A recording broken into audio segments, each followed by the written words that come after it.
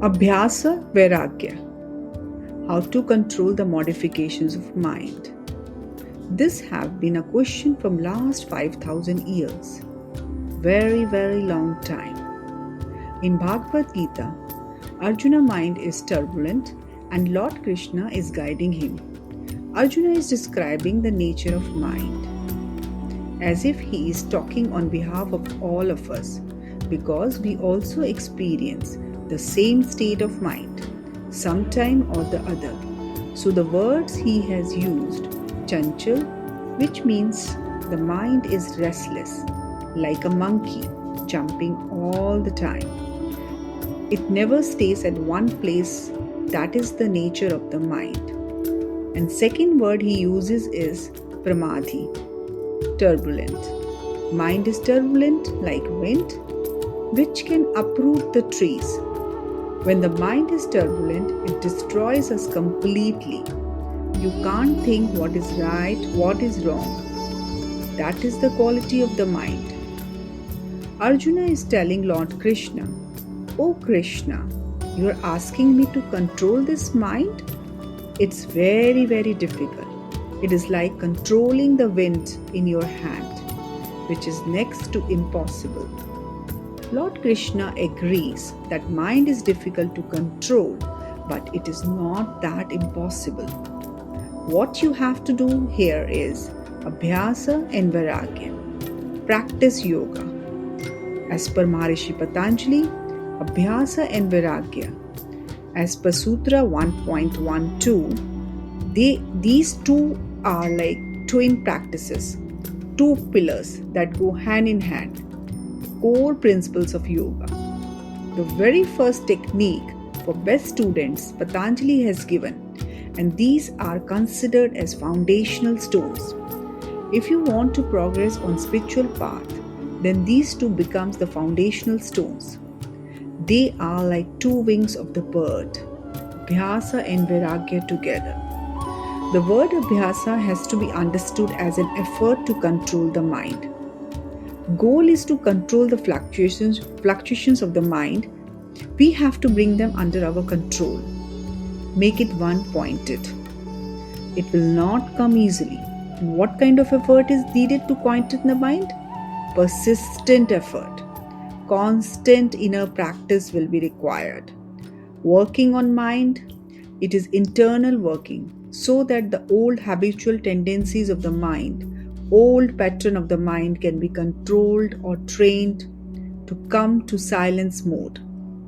So when Patanjali talks about Abhyasa, he says three things are very important to control the mind in respect of perseverance. First is Dirgha Kala, for a long time. Only one lifetime is not enough. You have to go on practicing till your mind comes to Chitta Vritti Nirodha. Till you reach that level, you have to go on practicing. Second, he says Nirantaraya, without interruption. We have to practice continuously. When you have decided to practice yoga, it should be day in and day out. No breaks here for months, for years, or even for the entire lifetime. Third thing, Satkara, with devotion. You have to practice with devotion, with feelings, with sincerity, with Shraddha, that is faith. Then only one can succeed. For instance, when you are doing japa practice, you have to put your entire soul in it to have an overall effect. You have to constantly practice as nature of mind is to waver to klishta vrittis, always tendency to run to external objects, thereby creating more vrittis. So awareness has to be created internally. And to reduce the vrittis, we have to quieten the mind, re-educating the mind, watching the mind through conditioning. Make the mind inward and to keep a check on all the mundane thoughts, all the imbalancing thoughts, and become alert. We should not allow them to enter inside. Here, all gossips have to be avoided, as it leads to undesirable, unproductive thoughts, which are like weeds in the garden. Okay. It will not come in day or weeks. It requires constant practice daily. Keep working to change the old unhealthy habitual tendencies of the mind. Instead of going out, moving towards inner center. So, vrittis which are going out, re educating them to move inward, that is called Abhyasa. Here, important thing is that we are voluntarily trying to bring about the desired change in ourselves. So, we'll have to put lot in efforts. Further, Maharishi Patanjali says you have to keep practicing till it has deep roots because vrittis are deep rooted. So now the Dradabhumi, that is your firm ground, has to be created. You have to go practicing till you reach your Dradabhumi level. And what does Abhyasa do? It removes tamas from the person. So it is reducing tamas from our personality and creating rajas internally. That is activity. And then immediately second practice he says is Vairagya. What Vairagya will do? It will remove your rajas and lead to sattva. That is the journey from tamas to rajas and finally sattva. So Abhyasa will take you to rajas and Vairagya will take you to sattva. And what is Vairagya now? Vairagya is a practice of dispassion, which means freedom from both attachment and aversion, bringing your mind to that state where you are not affected with attachments or aversions. So, Vairagya means going above of rag and dvesh. No attachment, only witness like attitude, which should be there, but unfortunately, we can't let go. We get affected very quickly. Here, discrimination has to be developed. How Vairagya helps? It will reduce your vrittis as attachment is creating maximum vrittis.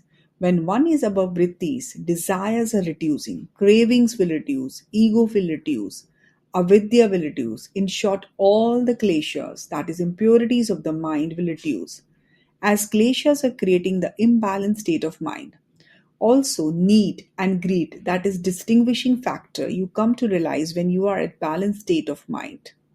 Here Patanjali mentions two kinds of Vairagya: lower, called upper in Sanskrit, and higher, Paraviragya. In first kind, lower state, Patanjali is distinguishing four kinds of Vairagya. First thing he says, try to disengage your senses from objects. Senses are constantly taking you out, so they have to be brought under control. Second, staying away from desires. Desires, if not fulfilled, lead to anger, ego, etc. Controlling your desire is the second step of Vairagya. Desires which are involving you in the material world have to be reduced, object connected. But if you have higher desires, pursuing or achieving your goals, they are totally different. Third is stilling of the mind. And fourth is free from cravings. Cravings come from deep roots. They are coming from internal vrittis, which are part of our subconscious. So, consciously, when we are start working on them, what happens? The subconscious mind is also getting trained. Slowly, day in and day out, when we are practicing Abhyasa and Vairagya, our subconscious mind also gets trained. So, combined application of both practice and non attachment have to be cultivated together, which is very important. Understand till the practice becomes and it reaches Dradbhumi, firm ground, and finally Chitta Vritti Nirodha, that state. Till then, you have to keep on practicing Abhyas and Vairagya as it helps to settle down in Sattva. And finally, the fluctuations of mind are stilled and stop.